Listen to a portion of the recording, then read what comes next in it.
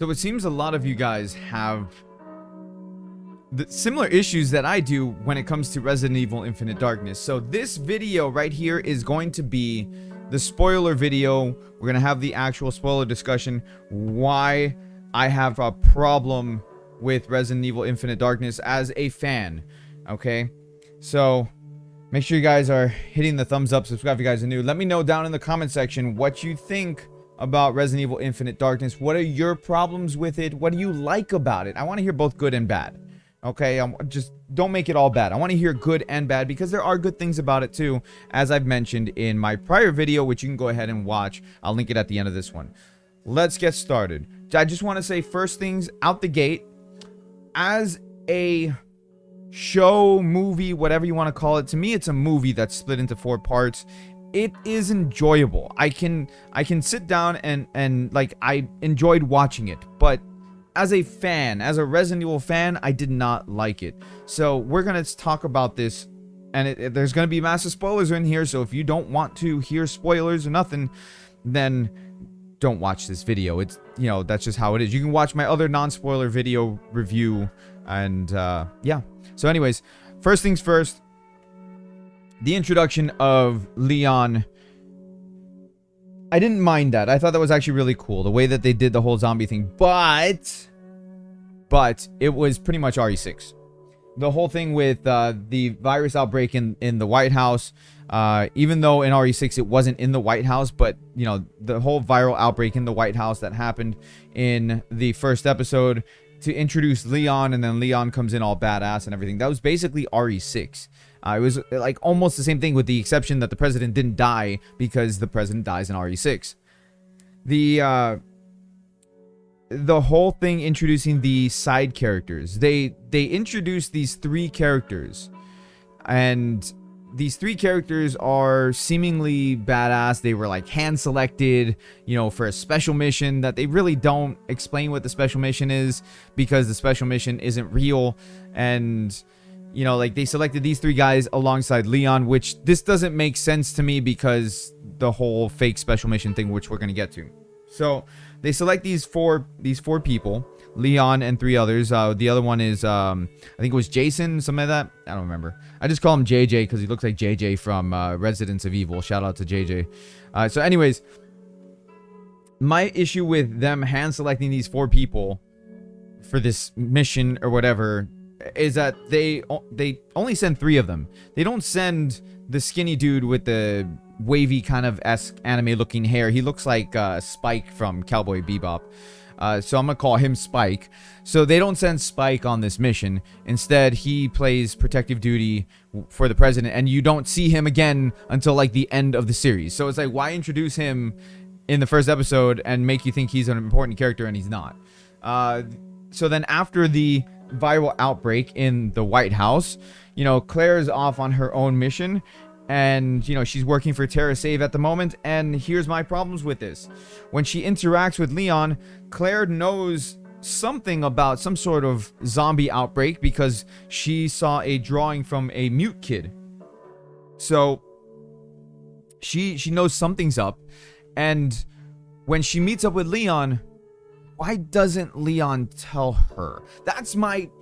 Man, that is a big problem for me. Because they went through Raccoon City together. And on top of that, they just went through Degeneration together. Because this series takes place after Degeneration. Because Degeneration is canon to the video games. So, just like Degeneration is canon, Infinite Darkness is canon to the video game series. So, it's also canon to the CG movies. That includes Degeneration, which happened a year before the events of Infinite Darkness. So, why is Leon and Claire's interaction so awkward? Like, they haven't seen each other since Raccoon City. Like, Degeneration never happened. And why wouldn't Leon tell Claire, who's been through Raccoon City and the events of Degeneration with her? You know, they went through that together. Why wouldn't he tell her about the zombie outbreak that just happened in the White House? I don't understand why that just they never have that discussion. Or Leon's like, oh, I have something to tell you. I'm going to go ahead and text you later or call you later or something. I don't get it. I understand that Leon is like working for the president at this point, because it takes place after RE4. I get that, but still, there are some things that you think they wouldn't keep secret from each other because they're on the same side.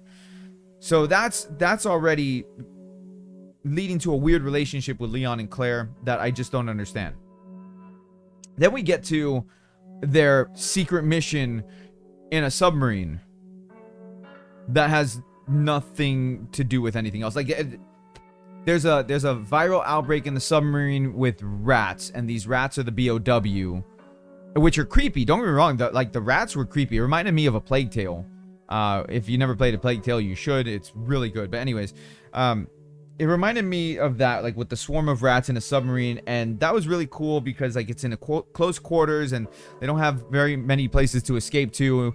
And then we find out that Jason, something's wrong with him. He's taking like these injections that reminds me of Wesker, you know, because Wesker, to keep his transformation and stuff like that in check, he was taking injections.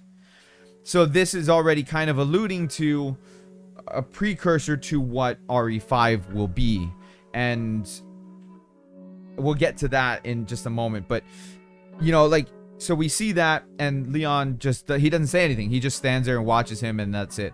And then he confronts JJ later. I'm gonna keep calling him JJ. He confronts JJ later after JJ wakes up from a nightmare from a mission that he had before he got infected, and so finally JJ tells him and all that stuff. And then, you know, actually he doesn't tell him right there. He tells him after the submarine. But after he confronts him, Leon then sees JJ and I think she's Chinese. Yeah, because they were in Shanghai. So, you know, he sees that, you know, JJ and the Shanghai chick had killed all the people in the submarine. And yeah, and so then the submarine blows up and Leon escapes with JJ and the Chinese chick. I don't remember her name.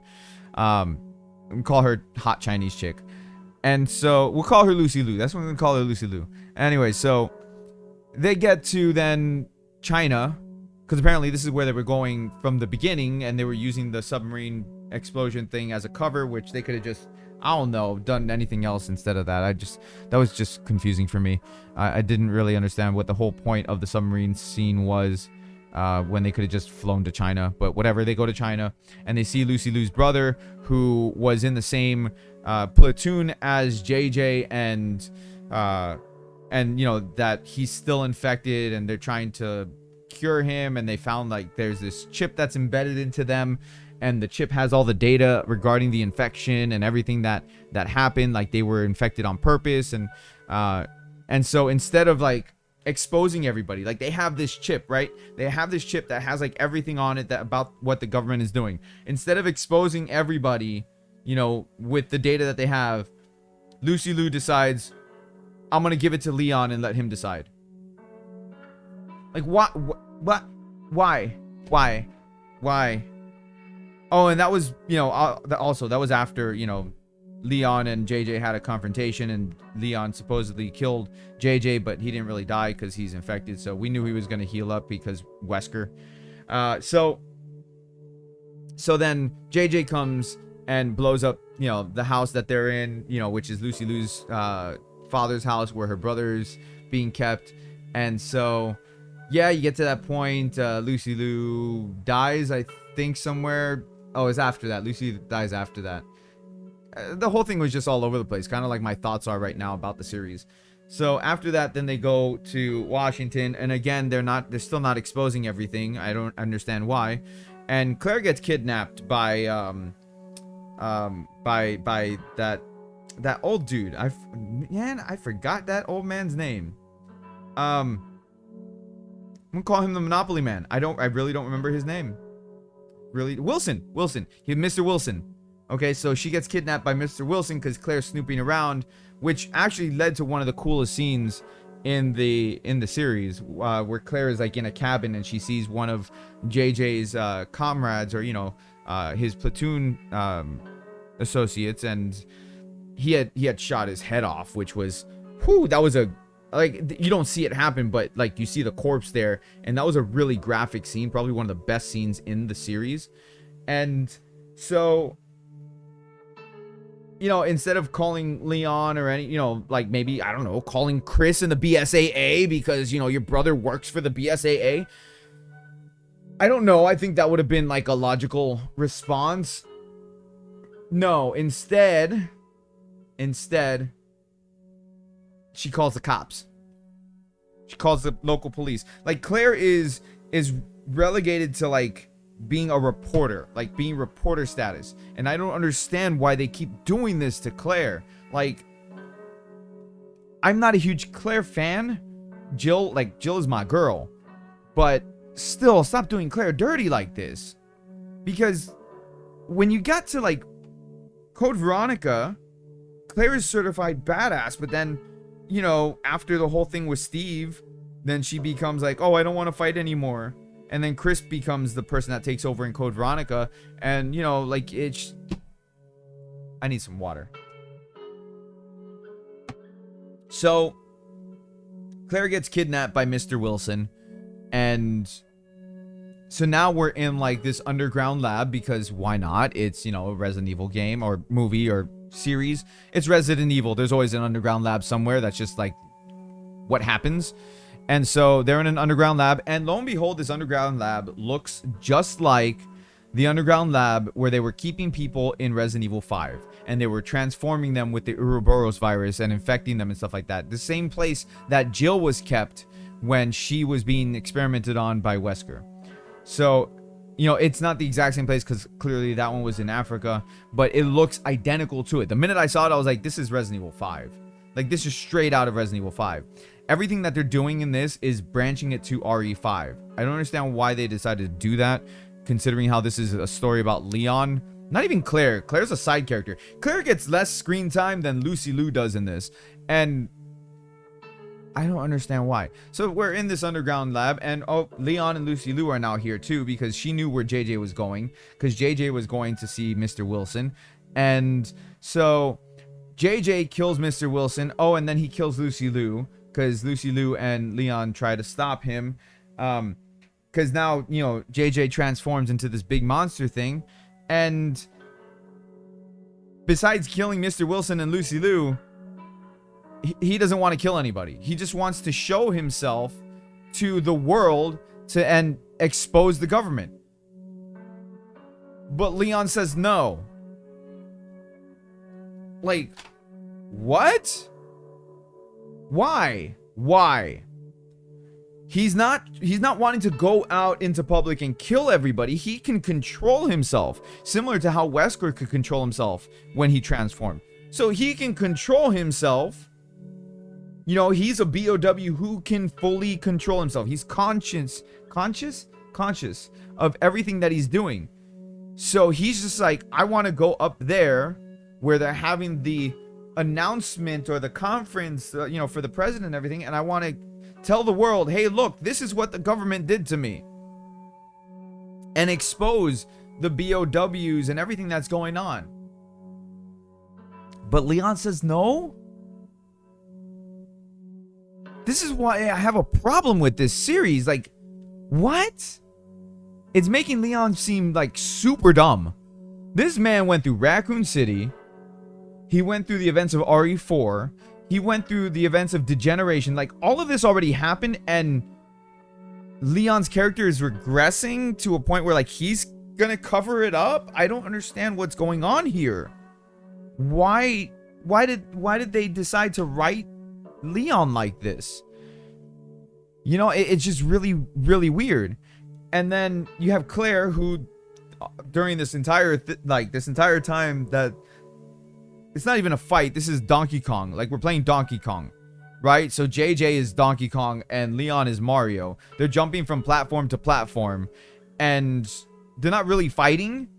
You know, yeah, Leon shot a couple shots with his handgun, didn't do anything. He shot a rocket launcher at him, didn't really do anything because he missed. And he had a freaking high caliber gun that actually shot and did some damage. But then JJ was just like, meh, I'm still going up there to try to tell everybody. Like, he wasn't even trying to kill Leon. He was just ignoring him. So while all of that is going on, Claire's strapped down, tied to a chair with some duct tape. And now there's a vat of acid that's coming up to destroy like all the BOWs that they were doing in the underground lab. And Claire is like trying to free herself. She frees herself. She escapes from the thing of lava, but she needs Leon's help to jump over a small gap to safety.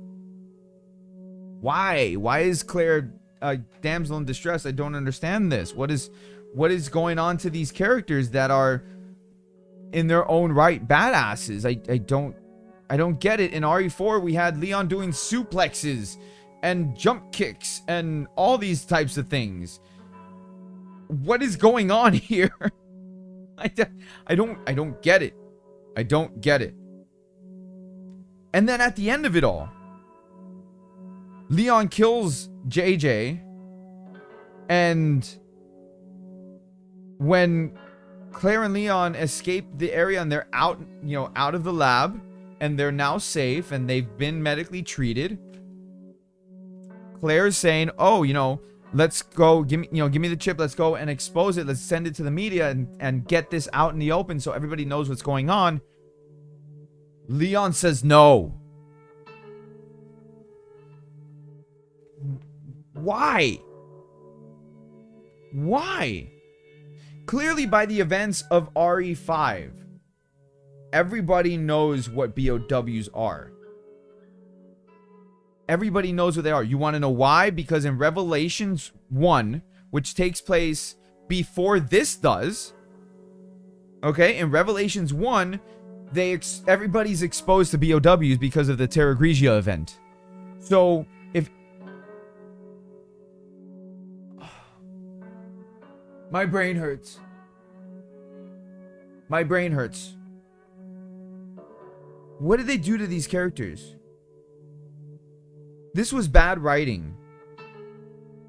Clearly, the people who wrote the story for this didn't understand the Resident Evil lore and the events that have already occurred before this movie. I'm gonna call it a movie because that's what it is.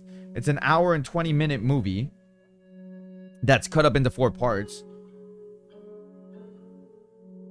Clearly, the world knows about BOWs by this point.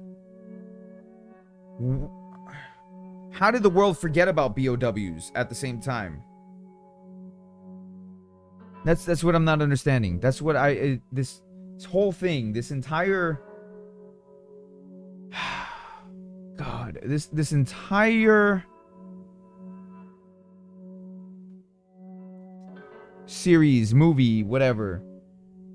It's frustrating. It's very, very frustrating. And God. Let me know your thoughts and opinions down below in the comment section. The only thing that I take away from this, because this is the only thing that actually continues on and makes sense, is as you go through the games and as you go through the media, so the movies and everything else like that, you don't see any more interaction between Leon and Claire. And it leads to believe that they had a falling out somewhere, especially considering the relationship that Leon has with Chris by the events of RE6. They don't have a good relationship. And you think that somebody who had gone through what they went through together, because they all went through the events of Raccoon City. Yes, Chris got out of Raccoon City before Raccoon City fell, but he still went through it with the events of the Spencer Mansion and everything. You would think that they would have more of a closer bond with each other. Comrade in arms type of deal. You would think that, but they don't. And Leon doesn't really mention Claire. They don't talk to each other. Nothing. So that's the only thing I can take away from this movie, is that at the end of it, Leon and Claire's relationship is basically kaput. Because, they agree to disagree. And basically, Leon's like, you do things your way, I'm going to do things my way. Or Claire says that to Leon, whatever the case may be. And then they leave their separate ways. So that's the only thing I can take away from this that actually follows through with everything else. But my God, this thing is a train wreck for Resident Evil lore, and it's a train wreck just as a fan. But again, let me know your thoughts and opinions down below in the comment section, good and bad. I want to hear it all. Go watch my other video if you haven't done so, because I do talk about some good stuff in this movie. And I will see you guys in the next one. Everybody, peace out.